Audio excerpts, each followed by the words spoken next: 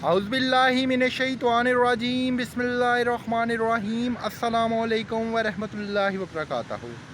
हाज़रीन और सामीन, कैसे हैं आप सब लोग। मेरा नाम आतिफ़ सलीम भट्ट है और मेरा ताल्लुक़ फ़ैसलाबाद पंजाब पाकिस्तान से है। आप सब लोग मेरा यूट्यूब चैनल देख रहे हैं। आप सब से इल्तमास है कि आप सबको अगर मेरी वीडियोस पसंद आ रही हैं तो बराए मेहरबानी बेल आइकन को प्रेस करें। हमारे चैनल को लाइक और कमेंट बॉक्स में अपने ख़यालात का इज़हार करना मत भूलिएगा। आप सबकी जो दुआएं हैं वो मेरी ज़िंदगी का बहुत अहम हिस्सा हैं। मुझे, मेरी पूरी फैमिली को अपनी यादगार दुआओं में याद रखिएगा। देखें, दुआ जो है ना, दुआ का तालिब हर बंदा ही होता है। दुआ की एक ऐसी चीज़ है कि जिसकी ज़रूरत हर वक्त पड़ती रहती है।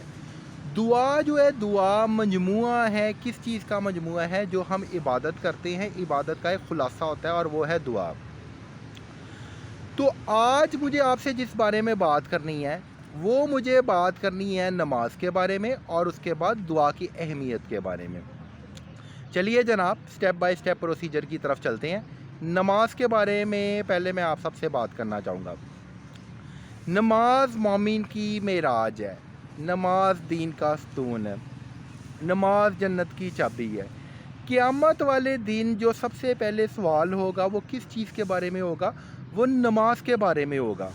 हम सब ने नमाज तो पढ़नी है, तो क्यों ना अगर हम अपनी नमाज़ों को खूबसूरत करके कोशिश करें कि अल्लाह ताला के हज़ूर, हम तो नाक़िस है ना, हमारी इबादत भी नाक़िस है, हमारी अमल भी नाक़िस है, हमारी नमाज़ें भी नाक़िस हैं, तो हम कोशिश तो कर सकते हैं ना कि हम नमाज को खूबसूरत करके अल्लाह ताला के हज़ूर जो है वो पेश करें।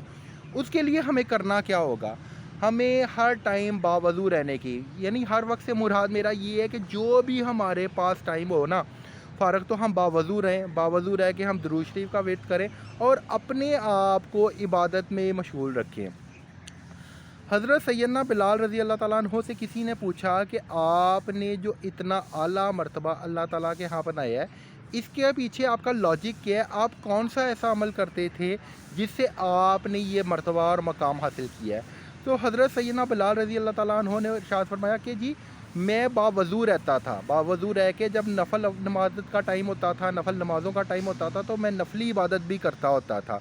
यानी ये मकाम किस तरह मिला उन्हें? बावज़ू रहने की वजह से मिला जो है। नमाज हमने पढ़नी है, घर में भी हम पढ़ सकते हैं, लेकिन ज़्यादा बेटर क्या है?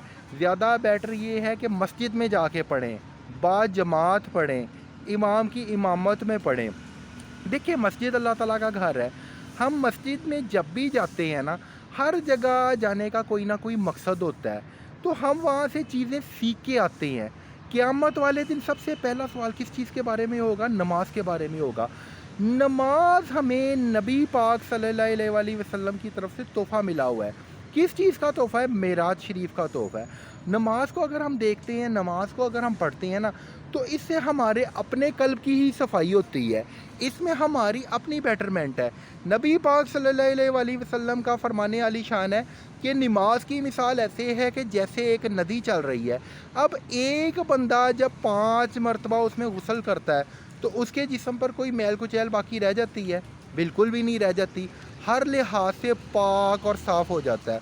अल्लाह ताला के साथ बातें करने का सबसे अहम ज़रिया जो है वो नमाज है। अल्लाह ताला का कुर्ब हासिल करने का सबसे अहम ज़रिया जो है वो नमाज है। एक दफ़ा एक सहाबी नबी पाक सल्लल्लाहु अलैहि वसल्लम की बारगाह में हाज़िर हुए और उन्होंने फरमाया कि जी, मुझे बाजमात नमाज अदा करने में ना बहुत ज़्यादा दिक्कत होती है। मेरी रिहाइश बहुत दूर है, मुझे बड़ी दूर से सफ़र करके आना पड़ता है और मुझे मुख्तलिफ़ किस्म की मराहिल और मुश्किलात का सामना करना पड़ता है। तो अगर आप इजाज़त दें, यानी आप सल्लल्लाहु अलैहि वसल्लम इजाज़त दें, तो मैं घर पर नमाज अदा कर लिया करूँ। नबी पाक सल्लल्लाहु अलैहि वसल्लम ने इरशाद फरमाया कि क्या आपको अज़ान की आवाज़ सुनाई देती है? उन सहाबी रिज़वानुल्लाह अजमईन ने कहा कि जी, हमें बिल्कुल सुनाई देती है। तो नबी पाक सल्लल्लाहु अलैहि वसल्लम ने इरशाद फरमाया कि फिर आपको जब अज़ान की आवाज़ सुनाई देती है तो आपको मस्जिद में जाकर बाजमात नमाज अदा करनी चाहिए। उन सहाबी ने फिर अर्ज़ की नबी पाक सल्लल्लाहु अलैहि वसल्लम से कि जी, वो रास्ते में जानवर वगैरह होते हैं। नबी पाक सल्लल्लाहु अलैहि वसल्लम ने फिर इरशाद फरमाया कि क्या आपको अज़ान की आवाज़ सुनाई देती है? उन सहाबी ने जवाब दिया जी बिल्कुल सुनाई देती है। नबी पाक सल्लल्लाहु अलैहि वसल्लम ने फरमाया कि आपको मस्जिद में जाके बाजमात नमाज अदा करनी चाहिए। यानी ये नहीं नबी पाक सल्लल्लाहु अलैहि वसल्लम ने ताकीद फरमाई कि जी आप घर बैठ के नमाज अदा करो जो है। इसी तरह मुतअद्दिद बार उन सहाबी ने ये सवाल को रिपीट किया और नबी पाक सल्लल्लाहु अलैहि वसल्लम ने यही जवाब इरशाद फरमाया कि क्या आपको अज़ान की आवाज़ सुनाई देती है? उन्होंने कहा जी सुनाई देती है। यानी हुक्म किस चीज़ का है हमें नबी पाक सल्लल्लाहु अलैहि वसल्लम की तरफ से कि हम नमाज बाजमात मस्जिद में जाके अदा करें। जैसी मर्ज़ी सिचुएशन हो, बारिश हो, आंधी हो, तूफ़ान हो, ख़तरात हो, जो भी हो, नमाज कहाँ अदा करनी है? नमाज मस्जिद में बाजमात अदा करनी है। और सबसे पहले जो सवाल होगा अल्लाह ताला हमसे पूछेंगे वो नमाज के बारे में होगा। मैं माज़रत के साथ बात कर रहा हूँ, मुझे पिछले दिनों एक जनाज़ा पे जाने का इत्तफ़ाक़ हुआ, तो हम लोग नमाज जनाज़ा अदा करते हैं। अच्छा, अल्लाह ताला माफ़ फरमाए, हम सब तो ख़ुद बहुत गुनाहगार बंदे हैं और मैं ख़ुद बहुत गुनाहगार बंदा हूँ। हम जब नमाज जनाज़ा पे जाते हैं तो जौन सी भी नमाज का टाइम होता है हम वहाँ पे जाके मस्जिद में जाके या जहाँ भी वो अदा हो रही होती है वहाँ पे जाके भी ना नमाज बाजमात अदा नहीं करते।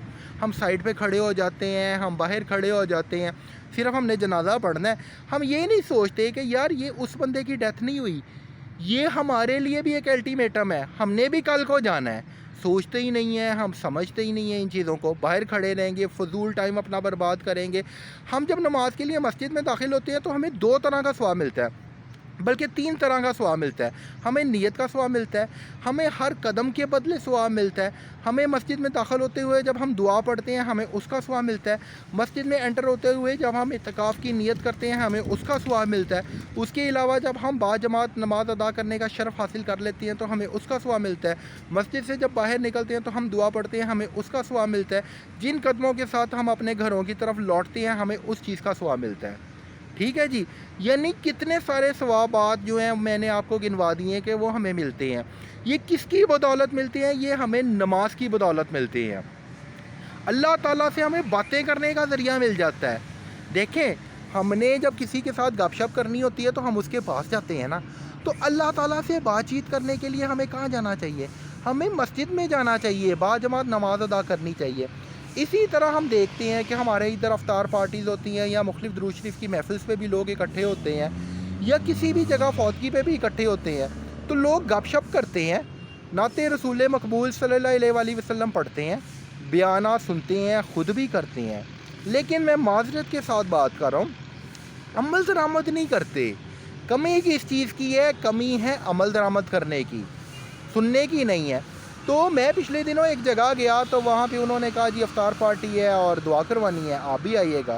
तो मैं भी वहाँ पे चला गया, तो वहाँ पे अफ्तार पार्टी हुई। तो नॉर्मली ऐलान किया जाता है कि जी खाना जो है वो नमाज मगरिब अदा करने के बाद अदा की जाएगी। नमाज मगरिब यानी बाजमात अदा करने के बाद आपको खाना जो है वो खिलाया जाएगा, ये मतलब है इसका। तो उसमें वो करते हैं क्या है कि उधर उन्होंने कहा कि जी आप लोग ना, उन्होंने कुछ लोग नमाज के लिए चले गए, अक्सरियत माज़रत के साथ रमज़ान मुबारक की मुक़द्दस घड़ियाँ चलनी है, नहीं गए नमाज के लिए, वहीं खाना शुरू कर दिया। आप सोशल मीडिया चैनल पे देखोगे, हदीस शरीफ शेयर करेंगे, स्टेटस शेयर करेंगे, फेसबुक पे जाएंगे, बाकी जगहों पे शेयर करेंगे, इंस्टाग्राम पे जाएंगे, लेकिन कमी किस चीज़ की है? अमल दरामद की। अमल से ही ज़िंदगी बनती है, जन्नत भी जहन्नम भी, ये खाकी अपनी किस्मत में ना नूरी है ना नारी है। तो अमल दरामद करने की ज़रूरत है। तो आप सबसे इल्तमास है कि आप सब भी अमल दरामद करें और अल्लाह ताला आप सब के वसीला से मुझे भी इन तमाम तालीमात पर अमल दरामद करने की और इस्तिकामत के साथ कायम व दाइम रहने की तौफीक अता फरमाए। जी जनाब, अब मैं दूसरे फ़ेज़ की तरफ चलता हूँ। दूसरा फ़ेज़ क्या है? दुआ। दुआ क्या है? हर चीज़ का कोई ना कोई मजमुआ होता है। जब हम लोगों ने नमाज बाजमात अदा करने का शरफ़ हासिल कर लिया तो हम मजमुआ यानी अल्लाह ताला से मांगने के लिए, हर बंदा किसके दर का मांगता है? अल्लाह ताला के दर का मांगता है। अल्लाह ताला हमें किसके वसीला से देंगे? अल्लाह ताला हमें नबी पाक सल्लल्लाहु अलैहि वसल्लम के वसीला से देंगे। तो हम लोगों ने करना क्या है? हम लोगों ने खुलासे पे भी चलना है। तो वो खुलासा क्या है कि दुआ मांगी जाए।